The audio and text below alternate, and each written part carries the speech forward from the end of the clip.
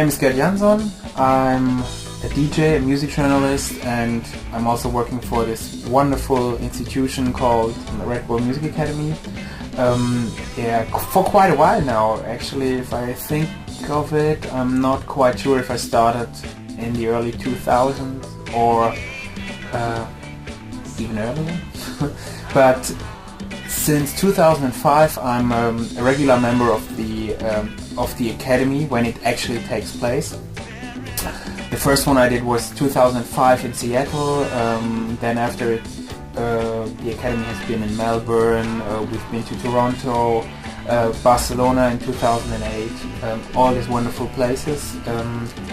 I'm kind of a hermaphrodite, so to speak. On the one hand, I'm the guy sitting on a couch asking all these interesting people boring questions where they have like great interesting answers to, and on the other hand I'm also working for the Red Bull Music Academy radio, where we have like now a few hundreds of mix shows, special formats from all kinds of people, starting with Richie Hawtin and ending with Billy Cobham. And so you're really covering the whole spectrum from like minimal techno over Steve Reich, through to some hip-hop guys or young dubstep guys.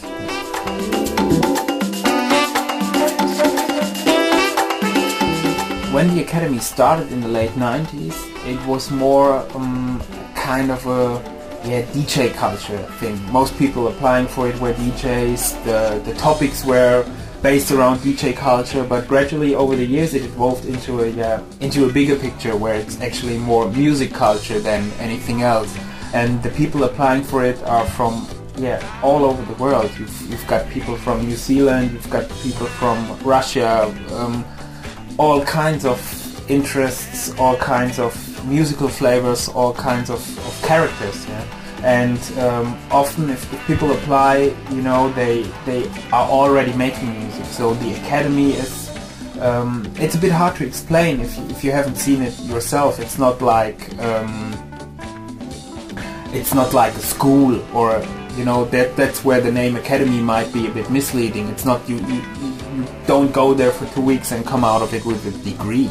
It's more like you meet people, you get inspired, you get exposed to different music than you're used to. A dubstep guy suddenly finds himself with like a disco nerd sitting in one studio, and on top of it there's like this self-taught MPC hip-hop kid, and all of them are making music, and maybe there's a singer in there as well. And so it's more about connecting people, connecting different influences, joining the dots, as you say.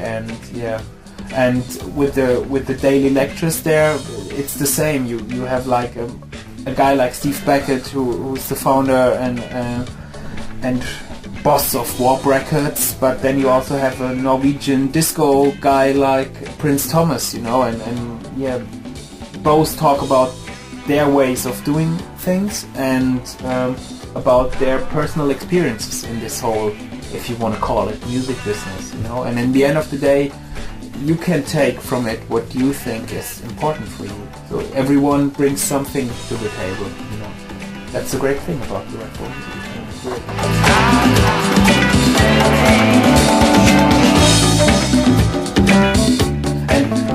And in the last few years we also had people like Flying Lotus who released an album on Warp. Now last year we had Dorian Concept, Little Fatima from London. So you all of a sudden also have these people applying where you think, oh, what should you teach them? What could they learn? Like a guy like Marco Pasarani, who has been part of the studio team for years now, he said like, all of these guys, they know more about, for instance, Ableton than I do. So what shall I teach them? But it's more about what I mentioned before. It's more about like inspire each other and like taking these things, you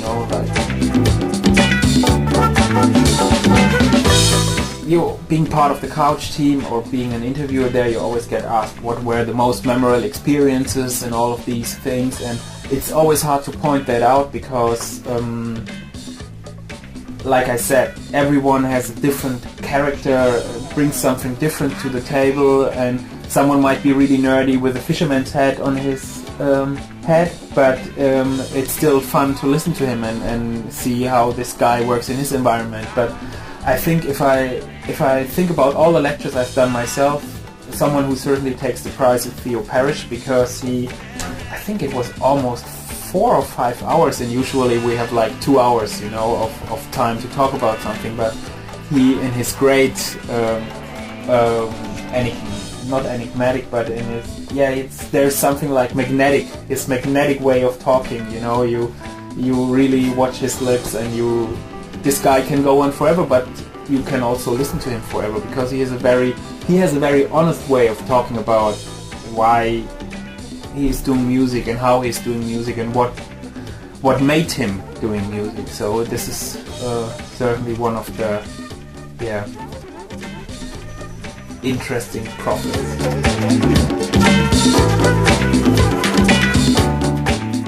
So this year's Kontrapunkt Festival in Zagreb will feature a Red Bull Music Academy workshop, and you should do whatever you can not to miss it. If my informations are correct, my favorite prophet of record collecting and actually playing vinyl, Theo Parrish, will take part in it, as well as one of the participants in Barcelona in 2008, Dorian Concept, who has a critically acclaimed album out, and we'll talk about Ableton and how to use this little marvelous program. Enjoy it.